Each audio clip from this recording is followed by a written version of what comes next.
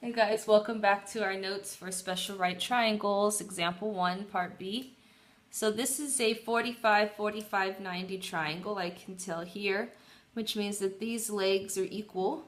So x equals 2 square root 3. I don't even need to solve for that. So remember that I'm looking for my hypotenuse. Let's say I pick this as my acute angle. In order to attach it to trig, you need to focus on one acute angle. This side is my opposite. This is my hypotenuse. You could have chosen your adjacent and your hypotenuse. It would not matter.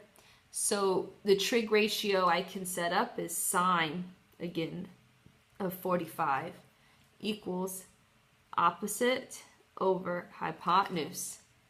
So now sine of 45, I remember, is square root 2 over 2 equals 2 square root 3 over y.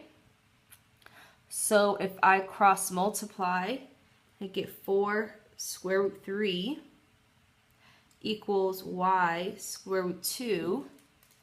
Divide each side by square root of 2. Y equals 4 square root 3 over square root 2. Almost in simplest radical form, I need to rationalize my denominator. So this is 4 square root 6 over 2.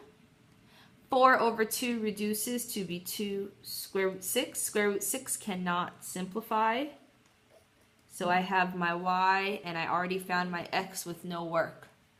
So you see how sometimes half the battle is simplifying your radicals. Let's move on to part C. So now we have 30, 60, 90 triangle. Let's say we're looking for x first, and I'll use 30 as my angle. It really doesn't matter. This is my opposite. This is my adjacent. Opposite over adjacent is tangent 30 equals opposite over adjacent.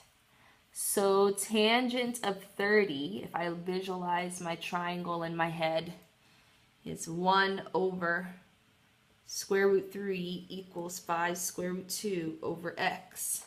So from here to here, it took memorization. So if I cross multiply, x equals 5 square root 6. So now there's a couple ways you could find y. You could do trig again, or you could now do the Pythagorean theorem. It's up to you. So let me see, what do I want to do? I guess I'll do the Pythagorean theorem just to try it. So that would be 5 square root 2 squared plus 5 square root 6 squared equals y squared. I'm glad I did this. So 5 squared is 25. Square root of 2 squared is 2. 5 squared is 25. Square root of 6 squared is 6. Equals y squared. So notice how I did that. So that is 50 plus, is that 150? 150 equals y squared. So 200 equals y squared. Square root both sides. Let's see, that's 100 times 2. So 10 square root 2 is y, simplifying that radical. So I'm running out of space on this paper here, so we will do part D as a warm-up together.